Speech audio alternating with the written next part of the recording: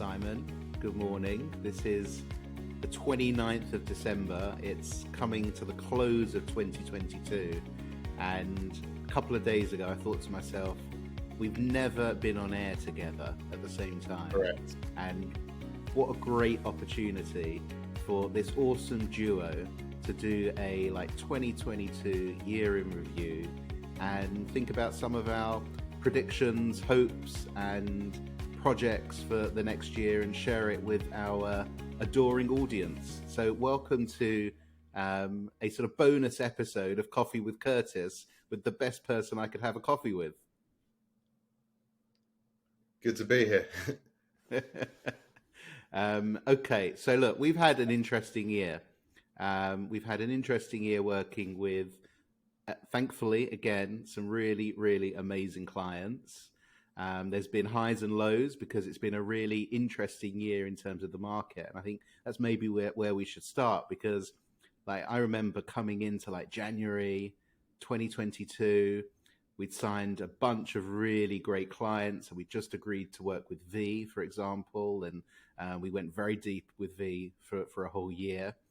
But the world changed dramatically in terms of the market. So in January, nobody was thinking like they are now. It was still heavy investment coming in, and there was a buoyant employment market, and things very quickly turned the other direction. It was partly the war in Ukraine. It had massive knock-on effects across the market, and the market's just seized up. So I guess, how have you felt the year's been? Yeah, it's been a turbulent year, as you said. No sort of shock, surprise that any of our viewers or listeners are going to be blown away by hearing that. I think it comes back to what we were taught years ago by one of our mentors, Richard Wolff, about the CAC, the customer acquisition cost. So companies just forgot about that with all the hype, the bubble, all the funds that they'd raised. And they were just spending money. It didn't matter how much it cost to bring in clients. We even had conversations with our own clients where it's like, we just need logos and revenue. Doesn't matter how much it costs to bring on that revenue. We need to go from Series A to B, from B to C, etc. And it was all about bringing revenue in, no matter what it costs to do that. So things have completely flipped, as we know. And even I've been slightly surprised by the amount of salespeople that have been cut. I mean, if the salespeople are costing more than they're producing, that makes sense. But ultimately, companies are going to fail or succeed based on their sales, as we both know from our own experience. So that's been quite a surprising trend for me. I'm still quite baffled why it's gone to that extent. There's so many great salespeople that have been let go. I think, first of all, we have to pay absolute homage to Richard Wolff. I'm so pleased you raised his name in this podcast because I've now got visions and images and sounds in my head of him walking through the corridors going, the CAC is out of control! It is. He was a prophet of doom, but way ahead of his time, but he called it right. I had a meeting yesterday, a consulting meeting with the company where they were looking at where they should focus their time over Q1 and Q2. And basically, I cut half the projects. I said, these things will not move the needle in terms of revenue, logos, or impact across the business. They're all lovely things to have in a buoyant, open market. But unless the thing that you're working on, the deal, the project, the product, is actually going to move the needle in a big way and drive revenue, shelve it. Look at it in H2, depending on how the market goes. Yeah, look, there's some great opportunities as well going forward.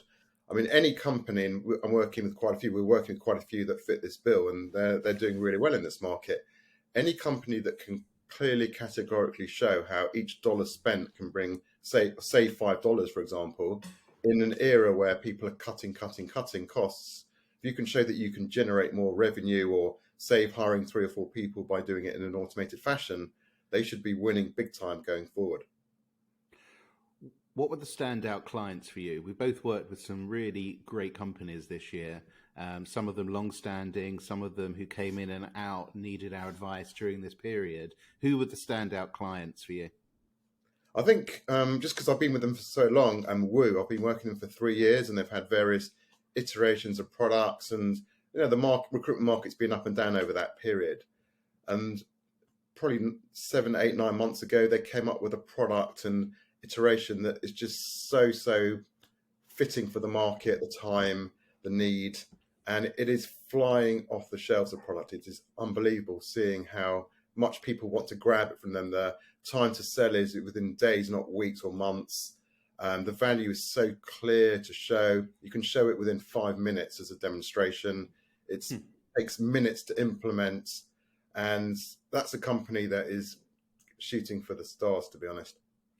I think what I love about Liran Kotzer, the CEO there, is he has never given up. He's got utter belief in the direction he was heading, but was never scared to rip out what had not been working and take a completely new direction until he found the right track. The fact, and this is also something quite interesting as well, he understands recruitment inside out, be it having had a very successful recruitment business himself. Whereas sometimes I've worked with founders, or we work with founders that have almost like fallen into an industry by itself, that not really passionate for it, haven't got much knowledge about it, and it doesn't mean they can't succeed. But when you've got that much industry background and knowledge, so he could see the trends ahead of the rest of the industry, and that's really what's propelled him to success. My standout company is SurgiMate. Again, we've been working with them for a couple of years, and stand out for their management team as well, from the CEO, Rebecca Brigel, and all her management team.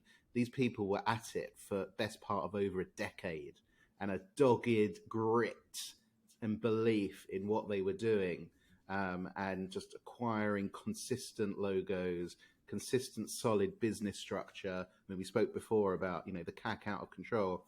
These are business people who knew how to run their business properly and not take on huge investment actually over all of those years, and then have a major investment take place this year, was really, I think, sort of the icing on the cake for all of their hard work. We've been involved for a couple of years, but you can just see the belief and the dogged consistency in getting these companies through it. Correct, and it's a great example about SurgiMate. Like, there couldn't be a more deserving team to have the success that they've enjoyed. Like, great people, great culture, etc., and an amazing product. And it ties into what I was saying earlier about having a very clear ROI. They could show an amazing ROI on their product in terms of how it could add value, save money. It was just so easy to show that from A to Z. I think both of those products that we've mentioned, like Woo and SurgiMate, they're products that have an actual direct outcome that people can feel is tangible. And I think that's maybe where the market's going to head for a while, that those companies that have, nice to have products are going to find it hard until they are able to tweak how they're selling it. And, the industries that I'm still seeing, and I'm sure you're seeing the same, that are still doing well are energy, green tech, food tech, disruptive areas. I don't think they're going to be hit. And I think actually, investment will still come into those. I was listening to a podcast with Jack Levy from More VC, and funding is consistent, in fact, higher than ever for all of those climate change, environment, food tech, agri-tech areas. So I think that's an area that, I personally want to get more involved in as well. Yeah, and it ties into, if you're going back to the clear ROI, with any product, any sellers we've seen ourselves over many decades of selling, it's how do you create urgency to buy now and not in 6 months? And when you look at the SurgiMates and Woos of this world, every month you're not implementing their product, it's costing you as a business a lot of money. And that's, as a salesperson, that's gold to be able to demonstrate that to a potential prospect. And as you say, it's when you have those nice to have products, they're going to be very, very difficult to sell when things are being cut rather than added in 2023. We had a bit of a spat recently, not you and I, but on the airwaves on LinkedIn, around the concept of outbound SDR, just changing track a little bit. And in a market where things have contracted, we both agreed that, this is a method that still works, has its roots based in data and evidence that it still works. what's the argument for SDR and outbound SDR specifically in your world? Because you're doing a lot of work with companies at the moment, upskilling their existing teams or creating new SDR teams. Yeah, it's about getting attention in the right channels. So it's very easy to send out 1,000 emails to all of your prospects and send it out of sequence, but people are blocking those emails. Spam filters are editing them out before they even get a chance to be read. And a company like Cato Networks that I've been working with for the last few months, which is probably the most well-drilled, efficient, professional company I've ever been involved in, being honest, they're having tremendous success from reaching out to a pretty over-vended space in security professionals, tremendous success over the phone. Still 75 to 80% of all their demos across 40 to 50 SDRs are through the phone, outbound, good old-fashioned cold calls, or maybe slightly warm if they've attended a webinar, but still the phone is the preferred method, the best way to cut through the noise. It's amazing how the phone is still something that people are shying away from. It's like come full circle that the phone is so powerful when you just dial that number, but we do live in a generation that wants that messaging app or the email or the DM coming in. And I sort of understand a little bit the mentality of that, the conversation that we had online with various people around, you don't want phone calls. I sort of get it, but actually, not only does it work, but we're seeing sort of like a legacy return. Years ago, people started sending written letters again because it's different. It stands out. I mean, I'd go a step further. I didn't actually mention this in this particular debate, but one of the sales gurus of decades gone was a guy called Zig Ziglar, quite a memorable name. And he used to say that if you've got a product that genuinely has a massive ROI and value for your potential prospects, you've got an obligation, not just to tell them about it. You've got an obligation to tell them about it. So if I genuinely am speaking to a security director and I've got a tried and tested method to completely protect his system from outside hacking, etc., then why wouldn't I be trying to reach him on any channel to tell him the good news? And I hear the calls, I hear the recordings, and people who see the value of their products thank the SDRs for their approach and bring it to their attention. I think that's really interesting. Never heard that name before. I mean, can you imagine being at school? Zig Ziglar. What was his name again? Zig Ziglar. Google him afterwards. You won't regret it. But it comes back to being customer centric at the end of the day and consumer centric. And I've learned a lot actually listening to our client Martin Newman, who we produce the podcast for. When you turn everything you do into a question of, well, how does this serve the community that I'm providing our product for, our messaging for, our service for, then like you've just said, there's no reason why you should be embarrassed, ashamed, or afraid to go and take what you've got to market. Yeah, and look, in any channel, there'll be people that won't respond to the phone, and I completely understand that. I don't really enjoy being disturbed in my day. From cold calls, it's usually from Hot in Israel trying to sell me their cable service for the 50th time that week. So I'm quite reticent to pick up the phone myself. I do understand it, but as a percentage and as a deficiency of time, it just still makes sense as a channel going forward. In 2023, if you're not using the phone as part of your SDR outreach, then you're not giving yourself the best chance of success. Talking of the phone and actually finding it harder to get hold of people, is a result, obviously, of the pandemic, that people are working more from home or hybrid. I've gone to and fro on whether working from home works or being in an office has its advantages. It depends which time of the day you want to talk to me about it, how I feel about it. But I think overall, I'm probably a traditionalist, that having an office where you're meeting for 60, 70% of the time, I can't see how that isn't a good thing if you're laser focused in your mission. We're working from home at the moment. We have done for the last sort of, couple of months, but we enjoy getting together. When we are together, we think of new ideas, we push new clients forward. There's that dynamism of working together that it's very hard to do, I still think, over the digital airwaves. Yeah, and well, certainly in sales. I mean, in terms of building rapport, like one Zoom meeting I'd say one face-to-face meeting is worth 4 or 5 Zoom meetings in terms of rapport and pushing the momentum along and developing those closer ties. I mean, I was one of the original work from home pioneers back in 2004.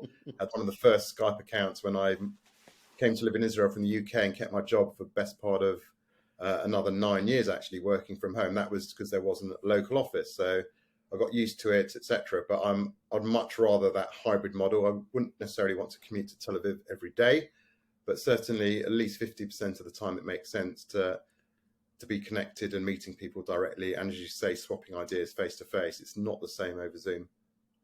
I can't believe that you only want to spend 50% of your week with me. Well, you know. I was being generous. Is really about 20%.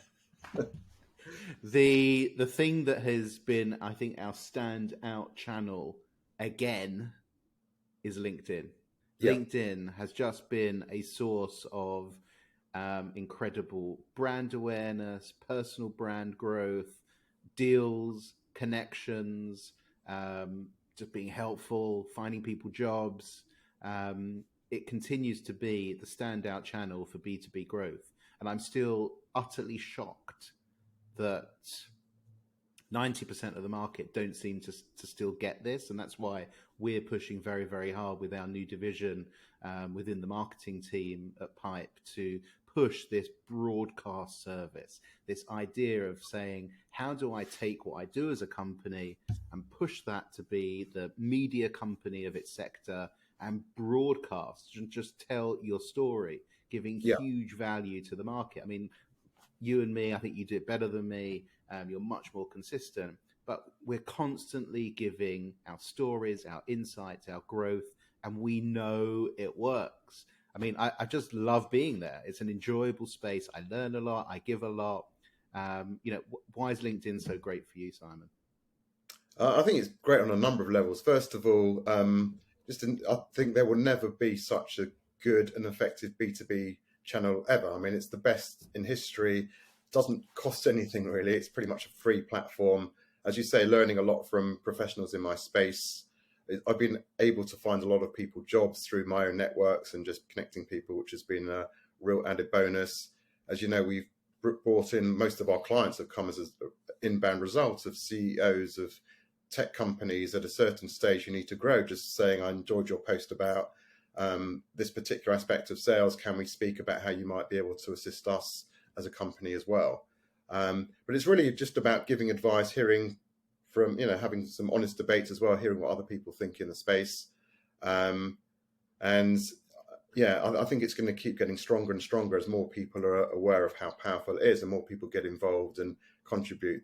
The amount of times I sort of bump into people in the street and they say, I've been following your LinkedIn post for years and I didn't even know they were on LinkedIn, for example. So there's a lot of lurkers in the background. As you say, they're not using it properly. It depends on their role in the company as well.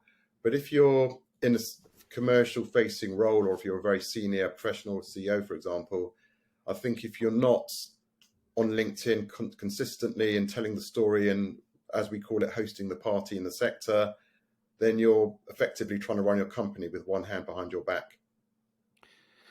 Fully agree. And, I've been taking the sort of Gary V Kool-Aid for a long time on this, and it just works. And whenever we've gone into companies and we've said, right, what's your broadcast strategy? How are you going to be the chat show for your sector? Nobody wants the commercial.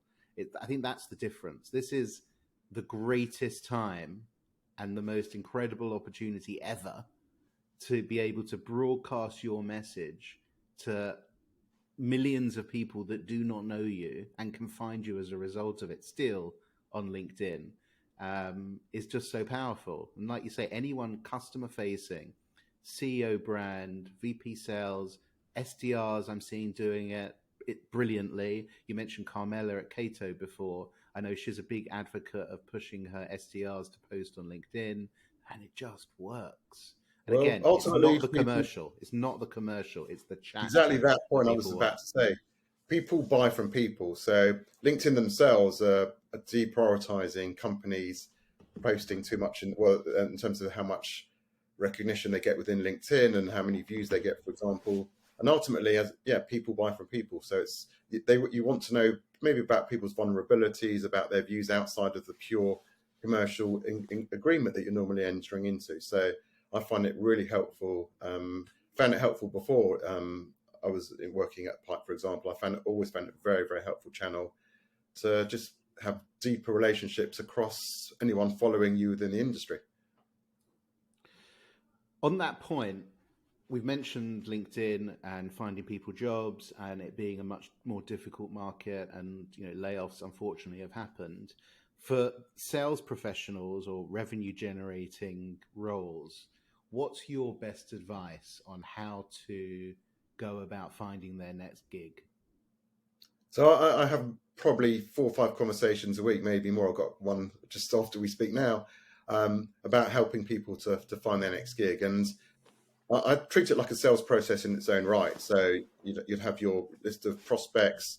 What you don't want to do is be applying directly without trying to, certainly using LinkedIn or your own connection base to have a warm introduction. I had an unfortunate example of that recently, when someone who was a top notch AE had applied to a company, and they hadn't had a response, etc. But I knew someone in the company, so I'd message them, say, listen, this is the person, I want to introduce them to you. This is their background, their CV, their industry expertise. They're like, wow, we're looking for this exact fit. It couldn't be scripted better than this. So I said, okay, great, I'll send the CV through. And then they said, well, actually, oh no, have they applied already? I said, they've applied already. They said, well, they've been rejected by our system the first time, so they have to wait at least 6 months before they reapply. Now, he would have hired that person probably, the drop of a hat, but because of the internal systems, it was impossible to do it. Whereas that's why it's always worth getting that warmer introduction. And there's always going to be someone, certainly in the Israeli tech economy, where you're going to have someone that that could get you a foot in the door. We're thinking about 2023. We don't need to share all our secrets here, but we've got big plans for Pipe.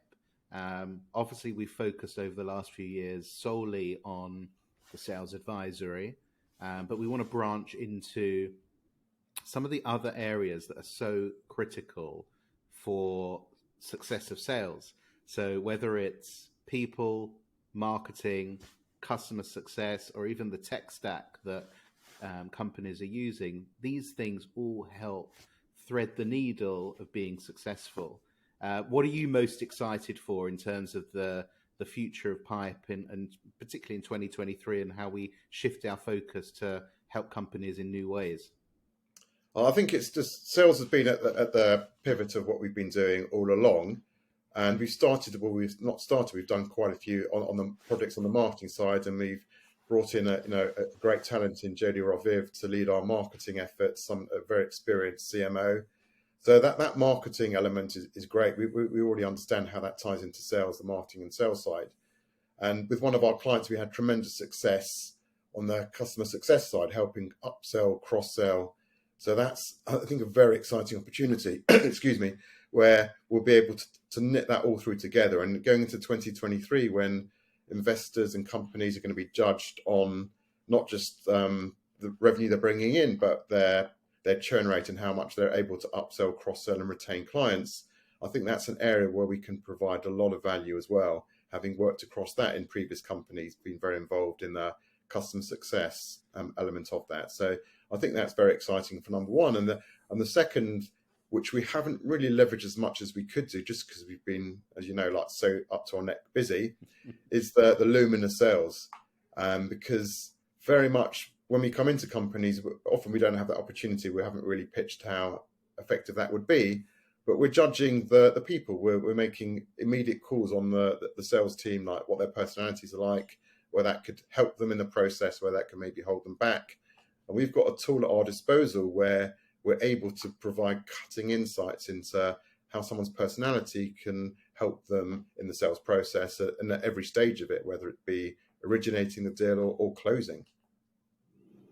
I love that. I almost forgot to mention it. And mindset is absolutely key. I know myself, how I'm showing up matters. It matters on a day-to-day basis, and it matters on a macro level. of the emotional intelligence, the mindset shift, understanding your absolute skill set, and where you're perhaps weaker and how you need to play that up. This has been used in sports forever. Mindset is everything. When a striker hasn't scored for, a handful of games and their mind's just not there, it's the same with salespeople. And Yeah. just getting them back on track, giving them that pep talk, understanding that they've got that skill set and to hone in on it. I think also what you said about customer success, totally agree with. It's probably one of the areas that I'm actually getting very excited for. Seeing the success that we've had early on with helping customer success teams who, need to be viewed as part of the sales pipeline. They are a critical part of upselling, cross-selling, and as you always famously say, it's never easier to sell than when you've just sold to a client. And when is that moment? It's when they're speaking to customer success. It's not just support and training. These people should be fully empowered with sales skills to expand clients. And that's going to be really important in 2023. Not only how to keep clients and avoid churn, but how to grow clients so that they become bigger accounts. So 2 big areas we're excited for. Proudest moment over 2023? Sorry, 2022. I'm jumping ahead. Do you have I one? wouldn't say any particular moment stands out. I think it's just the way we've grown from January 1st, 2021 till December the 31st, the amount of extra clients that we've been able to thankfully work with, the quality of work we've produced. We've made mistakes on the way, as any business has done. There's certain things we haven't been really good at, and we've tried to really improve our understanding of those areas and to deliver the absolute best service to all of our clients. And ultimately, just like any type of sales, we're effectively selling our service. It's about the ROI we give to our customers. And judging by the testimonials coming in, I'm not saying we've nailed it 100%, but we're certainly on the right path. And we can hand on heart say all the clients we've worked with in 2022, we've left them in a better place than when we started working together. Yeah, I like that. I like that. That resonates. I remember David Cameron saying to his cabinet that, the first day that they were in office in like 2010, saying, our job is to leave the country in a better position than how we found it. I'm not necessarily sure that's going to be the case, but in the case of the Tory government, but Yeah. in our case, I think that's our guiding principle, that you're left with an increased ability to grow your revenue, grow your people, and grow your business as a result of the work that we do with you. And we've started to really codify our methodology. Yeah. And I've seen that through the work that we're doing with companies around playbooks, systems and operations, and just process. And I think that's becoming more and more important, that companies need to understand as they're growing, that they need to codify what they're doing, because it becomes a bible for what works. And if you can document that and train people in quicker, it gets them to ramp up quicker. The impact is quicker. And I think I've been personally proud of how we've done that, how we've taken our own methodology and then gone into companies and understood quickly their essence and how they do things, and been able to put that down on paper and then train it in and implement it in their teams. I think that's been a big innovation, and I've personally enjoyed doing it. Yeah, look, we've worked with about 70 clients now, so we've seen almost every scenario going. So I think what we've been good at is being able to extrapolate from each client a new way of looking at the market and dealing with it in the right way. So that's an experience that most sort of CROs and VP sales won't have. They might have worked with 2 or 3 companies in the last 5 or 6 years, and sometimes they piggybacked on the success of a product that was going to sell with or without them. So having that experience, that broadness of experience, and using that each time to sell in a better, more effective way, I agree with you. I think that's become something we've codified and be able to develop on behalf of our clients and add increased value for them. So look, Simon, as we wrap up this podcast, predictions for 2023, predictions for us, where we're heading and what you think we'll be talking about on this episode next year, and predictions for the market, the sales market, tech market. What do you think is going to happen? I think for us, I think what we've already seen, in terms of the volume of requests to speak with us, there's a lot of demand for the type of service we're offering, that outsourced service, where probably COVID fast tracked that when people weren't having their VP sales or CRO sitting next to them or in the next office. So they've got used to the fact that they weren't necessarily there all the time. Companies that are cutting back naturally don't want to have an expensive professional at that level on their books full time. So I think it benefits the likes of Pipe Global and other outsourced or CMO, fractional CMO, CRO type of services. So that's on the pipe side. In terms of the general sales, I mean, there's a lot of doom and gloom. I mean, I'm reading Callista every day in Globes and seeing all the predictions, mainly from the VCs, etc. And there's not a lot of optimism out there for next year. And there will be companies, unfortunately, that will really struggle, particularly ones that are running out of runway and their revenue isn't really ramping up and their costs are out of control a little bit. So that one thing that they can obviously cut back on costs, but if they're not increasing their revenue, then eventually they're going to hit that wall and run out of money. But at the same time, we're seeing amongst our own customers, if you've got a real value and you can show that you can demonstrate an ROI, you can help companies to be more efficient, more effective, and generate more on their bottom line, there's going to be a lot of winners going forward, and that the top technologies are still going to win out. You know, some of the other areas, like around tech, for example, I think prediction will be that if we look back at 2023, this time next year, we would have seen the continued growth of all of the like revenue intelligence type platforms. So obviously Gong is the big daddy in that.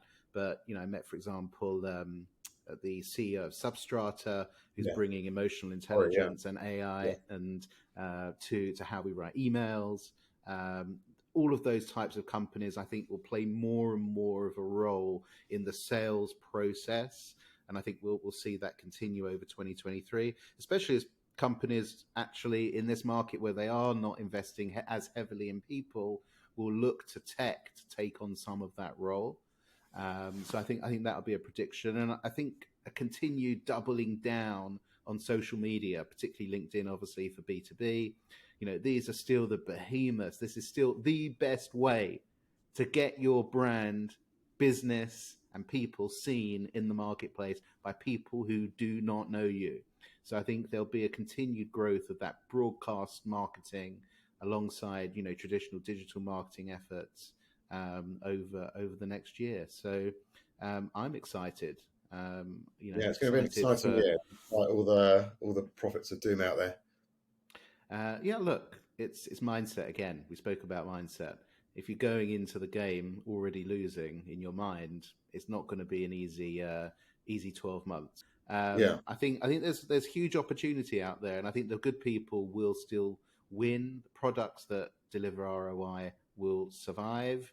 And, you know, for us, I think we'll continue to just be that source of valued, trusted, proven advisors that can get you to your destination quicker.